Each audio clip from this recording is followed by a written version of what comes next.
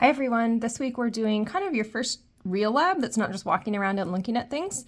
So we're going to be studying a little bit about melting, and so that is a solid turning into a liquid, and freezing, which is when you've got the opposite process, a liquid turning into a solid. All right, so I just want to kind of show you around the layout of the labs. They will all roughly follow the same kind of style. So you're always going to have some background information labeled Learn, maybe some pictures. If there are any links to websites, I highly recommend that you watch those. They're going to be short videos, maybe helping you understand what the particles are doing or giving a little science background. But I have scoured the internet to give you good videos. And there's also sometimes some other interesting links. All right. So you want to take your time to be reading through all of that. More background information. Then you'll always see there's generally going to be a question that we're working on. How can you make ice cubes melt more quickly? You'll see a list of your chemicals and equipment. That's going to help you as you get organized and prepared. You'll see safety notes and waste notes. Here we're just working with melting ice, so there's nothing really to worry about. Then you've got a procedure. So this is how we do our experiment, okay? And a piece of this will often be that you plan your experiment. Or if we go down just a little bit more here, you'll also see frequently that you repeat the experiment, and that might involve you coming up with some new ways of doing things. Okay, so I hope that you end up enjoying that because you get to think a little bit about what you're doing. So that's doing the experiment. As you do the experiment, you'll be putting your data into tables, okay? I was using this when I recorded the experiment earlier. So you'll want to make sure that you read through and understand the table clearly. We'll often be writing down the thing that varies or the thing that changes. And then we'll want to write down during your experiment good observations and results of what's happening. Think about, like we did last week, using words, okay? Colorless, changed quickly, but also numbers. So that would be numbers to talk about the time or to talk about the size, or later in the semester, maybe you're measuring pH. So if we can use words and numbers, that gives us a stronger set of observations.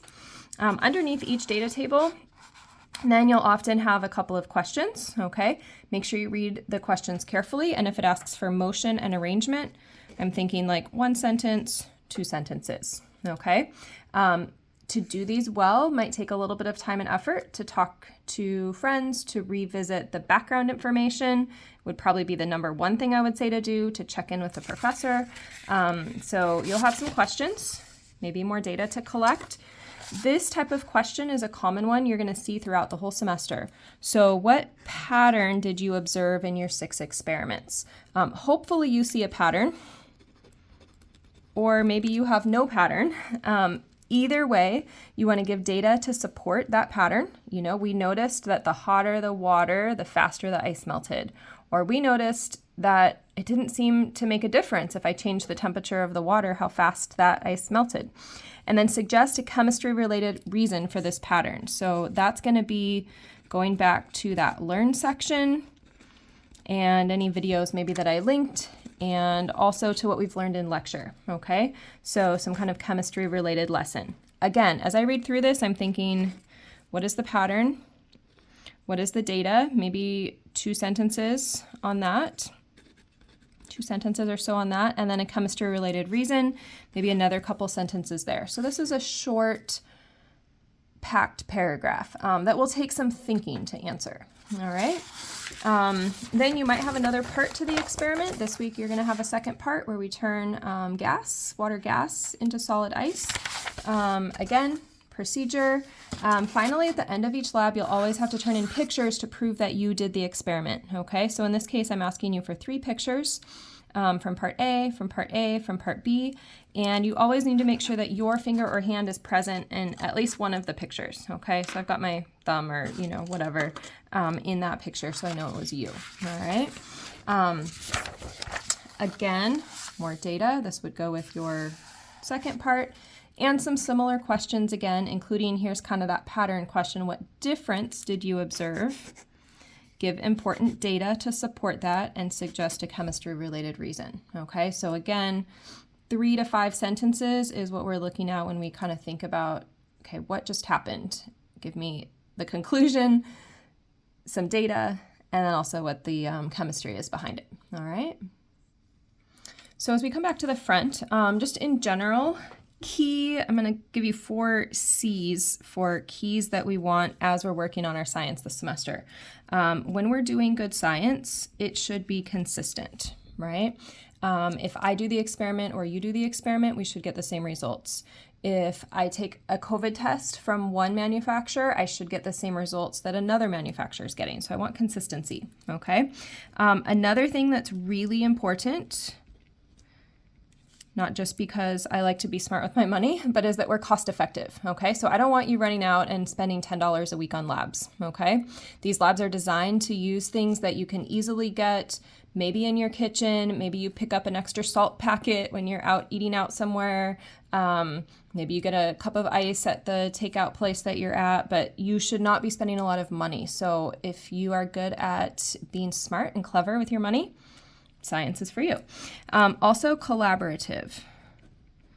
So that's going to be a bit driven by you, but talking with classmates, messaging each other, setting a day, hey, you want to both either get together or just Zoom and work on experiments together for a couple hours on Saturday, or just talking about, hey, I got this, what are you thinking about this? Make sure you're contributing, okay? Don't lean on just other people, but collaborate. And then also have some fun. And this can kind of contribute to all of these, but be creative, okay? Figure out, okay, this isn't working, so how could I make this more consistent? Or how could I be a little bit cheaper about my materials here? What can I use in my kitchen that maybe professor didn't think about? How could I work together with someone? Maybe we can't Zoom, but we can message each other on Monday nights, or we can quick get on and, talk or something about how our experiment went. So be creative, and that's, I think, where a lot of you are super, super good as you come into this class. Students, by definition, have to be creative in making life work. So tap into your best ideas, okay? So that's just something to think about as you're going through the semester. So in background, usually I'll talk a bit more about this, but this is pretty involved and well described. So like I said, melting is a solid. So these are little water molecules. Solids tend to be very organized, okay? And we'll be learning more about water and kind of what I'm seeing here as the semester progresses. But water is going to be very organized and with some gap, some space. Ice, when it's a solid. Okay, this would be a solid. As you heat that up, you'll see in these animations, if you watch the videos, that these particles start to move faster. All right, adding heat, they don't fall apart like that. That would be a chemical change, but they start to move a little bit and they start to be disorganized and packed together. That would be, so if this is a solid, this would be a liquid.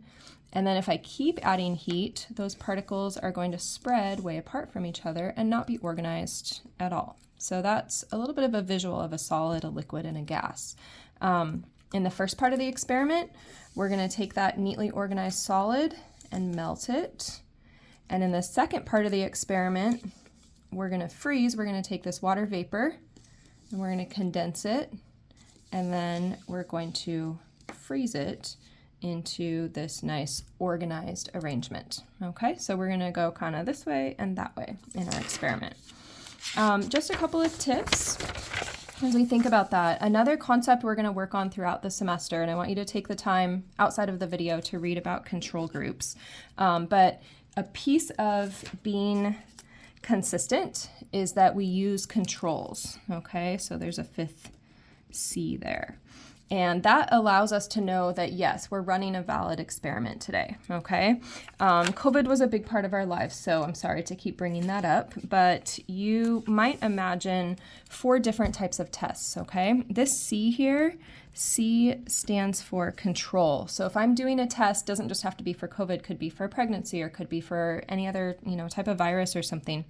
You always want your control stripe when you're doing a test to show up, okay? And this is what we would call a positive control, okay? So this says, yes, this test is working, all right?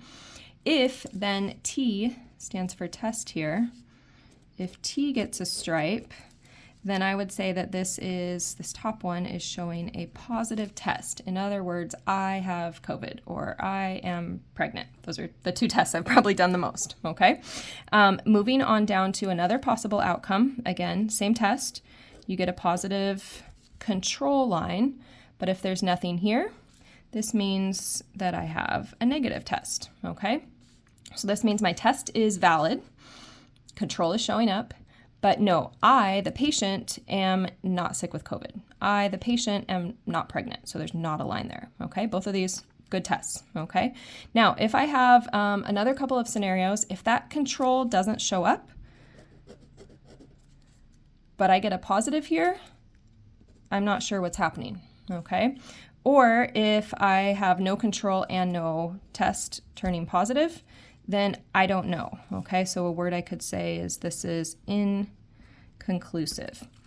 Once that control isn't doing what we know it should, I have no idea what my results mean, okay? So I always want to use in my experiments a control where I know what's going to happen.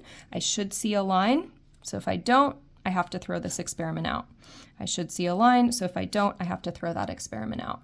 So read a little bit about controls here. Controls basically give that consistency and validity to our experiments. So we'll be using those in today's experiment. Moving on then, here's my tips for you as you are working on the experiment. This will be the last couple things I tell you. So first thing as you approach this is you want to read your entire lab, start to finish, and if there's any videos linked, and I'll usually give you a video of me talking through the experiment and then me doing the experiment, or not doing the whole thing, but kind of getting you started. So get all that background done. Then you're going to want to collect your equipment and chemicals and get organized. That will take longer than you think, okay? And then you want to do the experiment and as needed, redo it as well. Rarely are you going to get it right the first time. Then you're going to go through and do your writing about what you saw. And then you're going to generally post for the class a picture, some of your results, maybe a pattern that you saw. And so that's the pattern that you want to go through with each lab experiment. This should take you about 4 hours total, okay? So make sure that you block out either a nice 4-hour chunk or maybe a couple of 2-hour chunks, but this is best done like your on-campus friends are doing by just dedicating a chunk of time to doing the lab experiment. And it should be fun because you're not studying, you're actually getting to do stuff, okay? And you will keep getting better at some of these organizing and experiment skills as the semester goes, okay? So as I said, we have part A, and then later we have part B, okay? And just zooming back to the front, a final little thing to show you here. So ice melting, that's going to be what we do in part A, and you're going to do that 6 times ultimately. You're going to do 3 cups with some melting happening and then 3 more cups, all right? And then part B in this experiment is going to be water freezing, and you're going to do that twice. You're going to have a negative control and then your experiment, okay? So part A, part B, that's the gist of what you're doing. So your task now, you're already watching one of the videos, but make sure you read through the whole lab, watch the videos, mine and these couple that are linked, collect your equipment, which should just be ice and some cups and some salt. Do the experiment, write about it, post about it. Should take you 4 hours, maybe a touch more this first week. All right, so have some fun and let me know how it goes.